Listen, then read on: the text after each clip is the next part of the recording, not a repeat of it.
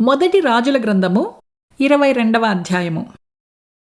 ఇశ్రాయేలు రాజును యూదా రాజగు యెహోషాపాతును రామోత్గిలాదు మీదికి పోవుచుండగా ఇశ్రాయేలు రాజు, నేను మారువేషము వేసుకుని యుద్ధములో ప్రవేశించెదను, నీవైతే నీ వస్త్రములు ధరించుకుని ప్రవేశించుమని యెహోషాపాతుతో చెప్పి మారువేషము వేసుకుని యుద్ధమందు ప్రవేశించెను.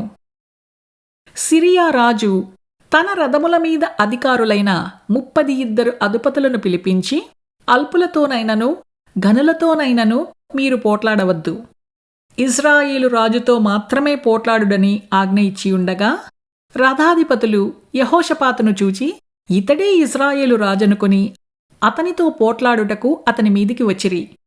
యెహోషాపాతు కేకలు వేయగా రథాధిపతులు అతడు ఇశ్రాయేలు రాజు కానట్టు గుర్తుపట్టి అతని తరుముట మానివేసిరి. పిమ్మట ఒకడు తన విల్లు తీసి గురి చూడకయే విడువగా అది ఇశ్రాయేలు రాజుకు కవచపు కీలు మధ్యను తగిలెను. కనుక అతడు, నాకు గాయమైనది, రథము తిప్పి సైన్యములో నుండి నన్ను అవతలకు తీసుకుని పొమ్మని తన సారథితో చెప్పెను. నాడు యుద్ధము బలముగా జరుగుచున్నప్పుడు రాజును సిరియనుల ఎదుట అతని రథము మీద నిలువబెట్టిరి. అస్తమయమందు అతడు మరణమాయెను. తగిలిన గాయములో నుండి అతని రక్తము కారి రథములో మడుగు కట్టెను.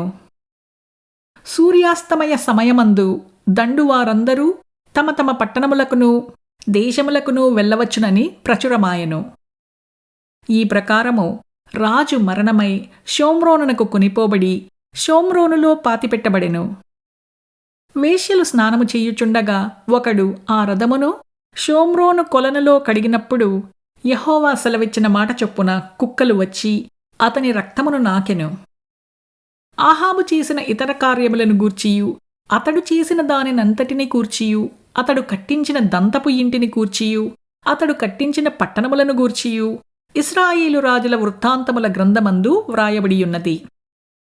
ఆహాబు తన పితరులతో కూడా నిద్రించగా అతని కుమారుడైన అహజ్యా అతనికి మారుగా రాజాయెను.